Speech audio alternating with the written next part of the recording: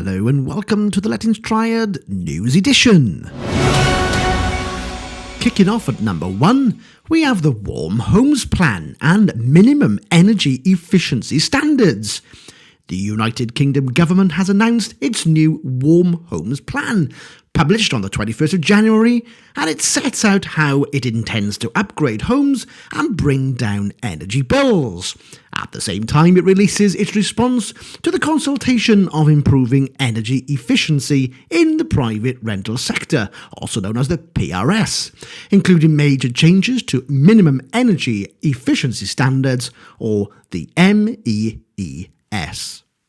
The headline change is this: the current requirements for rental properties to meet an EPC rating of E will be replaced with a much higher standard, equivalent to an EPC C, by the 1st of October 2030.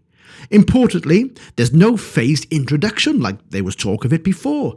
Now, new and existing tenancies, occupiers contract, will all be treated the same with a single compliance deadline. The new standard will meet measures using the reformed EPCs based on updated metrics from the home energy model. To meet the requirements, landlords will be expected to invest up to £10,000 per property.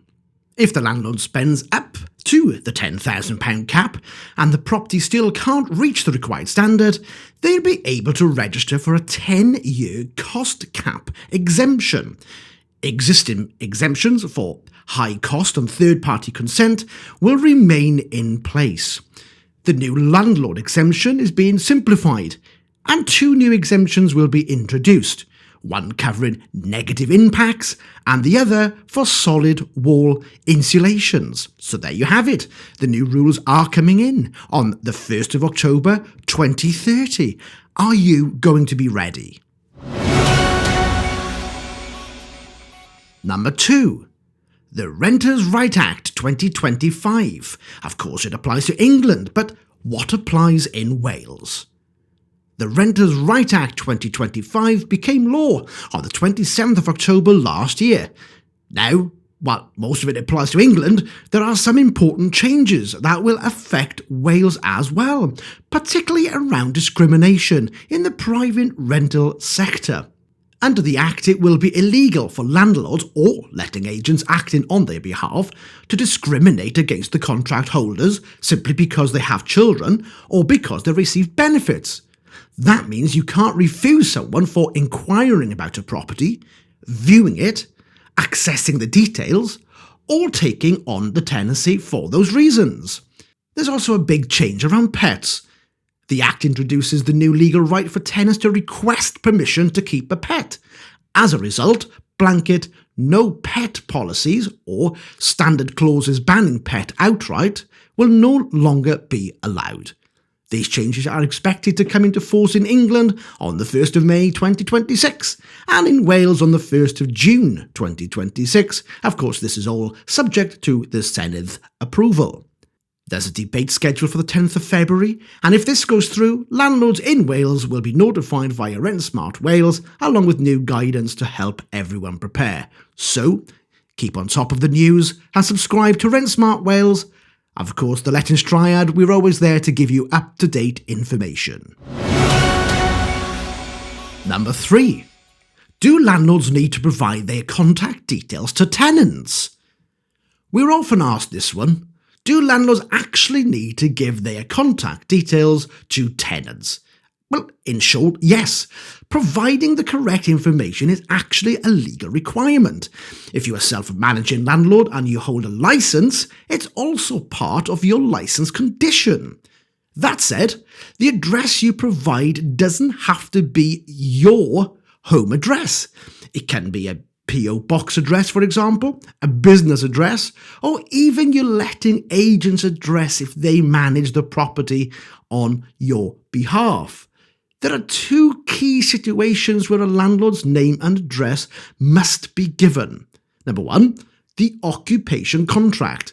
The written statement has to clearly set out who the parties on the contract are. The model contract issued by the Welsh Government include a specific section where the landlord's name and address must be provided. Number 2. The RHW2 prescribed form. This must be given to the contract holder and must include an address where any documents intended for the landlord can be sent. The key point here in both cases is accessibility. As long as an address is provided and the tenant can reliably contact the landlord through it, the legal requirement has been met. We're also expecting major changes to building safety legislation in Wales later this year, with Building Safety Wales Bill currently making its way through the Senedd as we speak.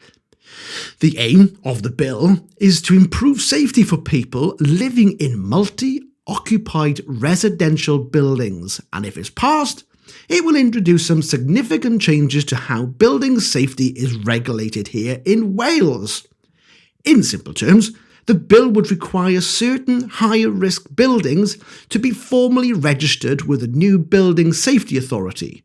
This includes residential buildings that are at least 11 metres tall or 5 stories or more. It introduces new legal duties to assess and manage both fire safety and structural safety, along with new rights for residents and responsibilities they'll be expected to follow themselves. The changes don't just affect building owners. Local authorities and fire and rescue services will also take on additional responsibilities, including forcing many of these new duties on what the legislation call accountable persons. At the moment, the bill is still being scrutinised by committee, with refinements ongoing. But if you want to keep on track of how it's progressing, updates are available on the Senedd website, and of course, we will keep on top of this for you. Number 5. Fire safety. There's something, worth flagging to your tenants. Fire safety checks are available across Wales free of charge. Now, this doesn't replace what your responsibilities are as a landlord in regards to wired-in interlinked smoke alarms, but these are additional, which why wouldn't you want to make your home safer? Local fire and rescue services offer home safety visits designed to keep people and their homes safe from fire and other common hazards. These checks come with free safety advice and in some cases equipment like smoke alarms, carbon monoxide alarms, and safer electrical cabling can also be provided. It's a simple, practical step that can make a real difference for you and your tenant. So it's definitely worth encouraging tenants to look into this more.